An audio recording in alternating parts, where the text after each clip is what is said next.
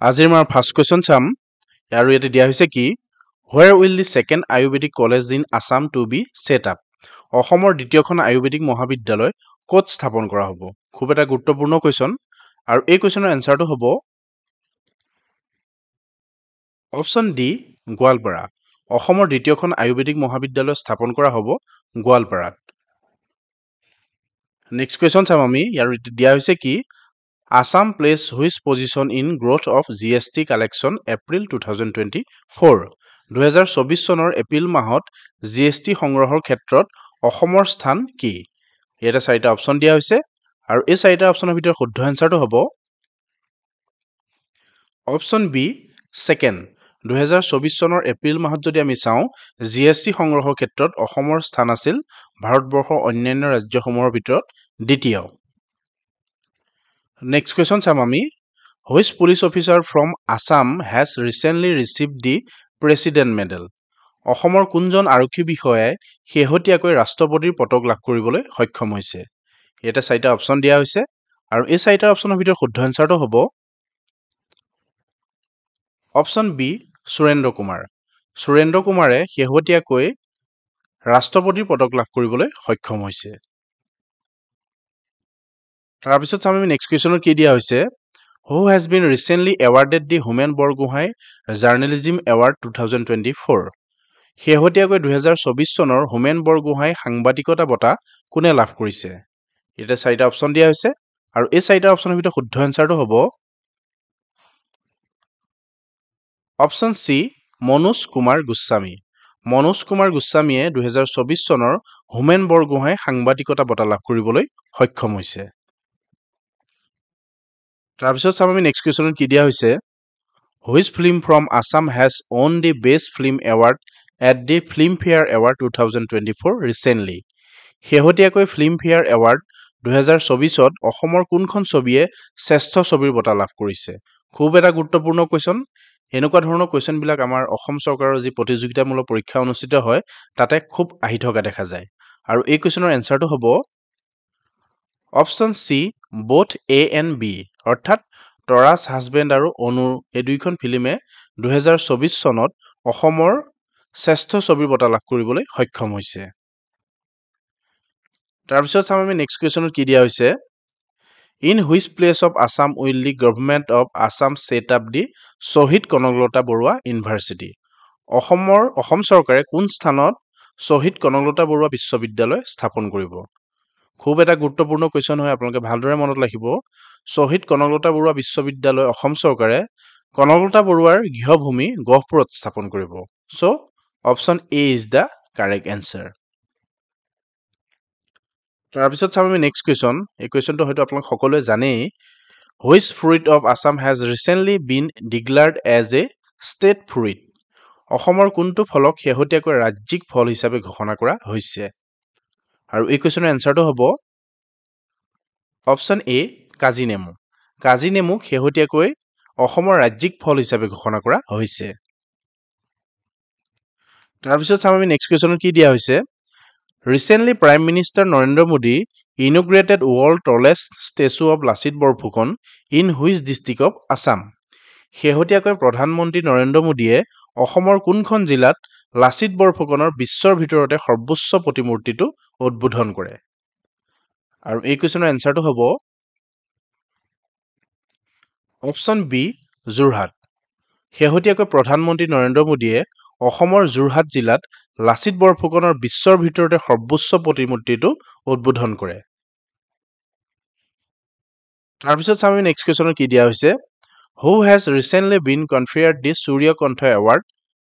শেহতীয়াকৈ সূৰ্যকণ্ঠ বঁটা কাক প্ৰদান কৰা হৈছে আৰু এই কুৱেশ্যনৰ শুদ্ধ এনসাৰটো হ'ব অপচন সি জুবিন গাৰ্গ শেহতীয়াকৈ সূৰ্যকণ্ঠ এই উপাধিটো প্ৰদান কৰা হৈছে অসমৰ জনপ্ৰিয় কণ্ঠশিল্পী জুবিন গাৰ্গক তাৰপিছত চাম আমি নেক্সট কুৱেশ্যনত কি দিয়া হৈছে Who has been appointed as the new Chief Justice of Guwahati High Court?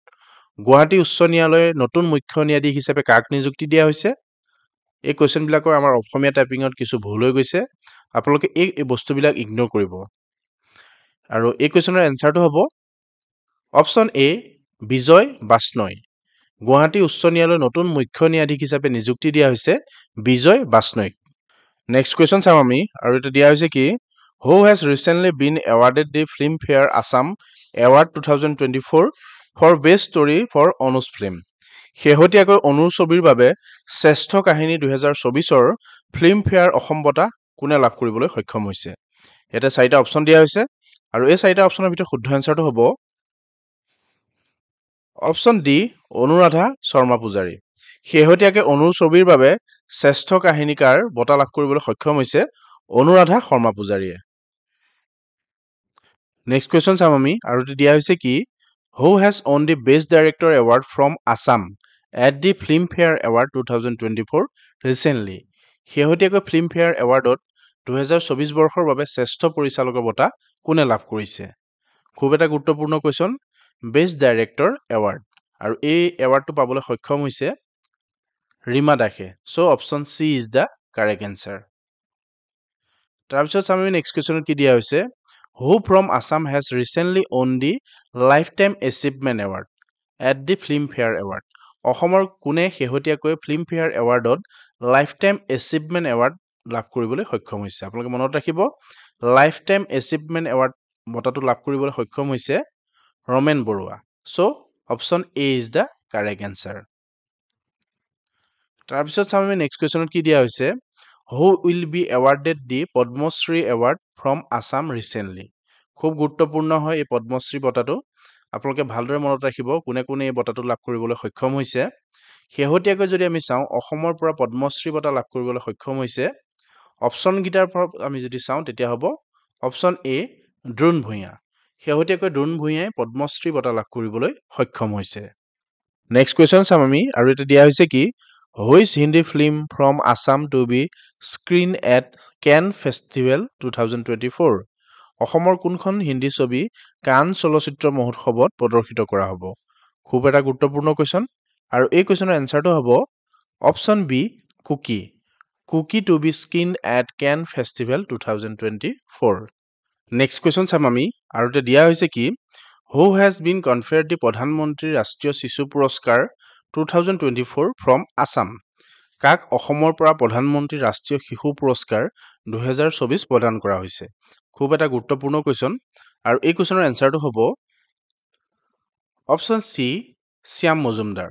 Shyam মজুমদাৰক প্ৰধানমন্ত্ৰী ৰাষ্ট্ৰীয় শিশু পুৰস্কাৰ 2024 প্ৰদান কৰা হৈছে।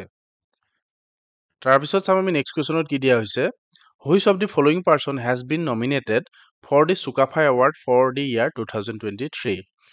2023 চনৰ চুকাফা বঁটাৰ বাবে তলৰ কোনজন ব্যক্তিক মনোনীত কৰা হৈছে। আৰু এই 4টা অপশ্যনৰ ভিতৰত যদি আমি চাওঁ অপশ্যন চি ধীৰেন্দ্ৰ নাথ বেজবৰুৱা। ধীৰেন্দ্ৰ নাথ বেজবৰুৱাক চুকাফা বঁটাৰ বাবে মনোনীত কৰা হৈছে। আৰু আজি ভিডিঅ'টো আমাৰ অন্তিমটো কুৱেশ্যন আমি আপোনালোকৰ বাবে আগবঢ়াইছোঁ the Ranji trophy match was held after 18 years in which district of Assam. আপোনালোকে এই কুৱেশ্যনটোৰ এনচাৰটো কমেণ্ট বক্সত জনাব বুলি আমি আশা ৰাখিলোঁ। ধন্যবাদ। ইমানলৈকে আপোনালোকে আমাৰ ভিডিঅ'টো চোৱাৰ বাবে আপোনালোক সকলোকে অশেষ ধন্যবাদ থাকিল। আগন্তুক দিনত আমাৰ গুৰুত্বপূৰ্ণ ভিডিঅ'বোৰ পাবৰ বাবে আমাৰ চেনেলটো ছাবস্ক্ৰাইব কৰি ৰাখিব। আৰু আজিৰ ভিডিঅ'ৰ পৰা যদি আপোনালোকৰ অকণমান হ'লেও সহায় হৈছিল বুলি ভাবিছে তেন্তে লগৰ বন্ধু বান্ধৱীৰ লগত ভিডিঅ'টো শ্বেয়াৰ কৰিব। লগতে এটা কথা আপোনালোকক কৈ যাওঁ যে আমাৰ এটা হোৱাটছআপত গ্ৰুপ আছে। সেই গ্ৰুপটোত যদি আপোনালোকে জইন হ'ব বিচাৰে তেন্তে ডেছক্ৰিপশ্যনৰ লিংক দিয়া হৈছে, লিংকৰ যোগেদি গৈ আপোনালোকে গ্ৰুপটোত জইন হ'ব পাৰিব। গ্ৰুপটোত জইন হ'লে আপোনালোকৰ লাভ কি হ'ব, আমি ৰেগুলাৰলি সেই গ্ৰুপটোত কাৰেণ্ট এফেয়াৰ্ছৰ কুৱেশ্যন দি যাওঁ। লগতে কিছুমান ইম্পৰ্টেণ্ট যদি আমাৰ কুৱেশ্যন থাকে তেন্তে সেই গ্ৰুপটোত আমি প্ৰভাইড কৰিবলৈ চাওঁ।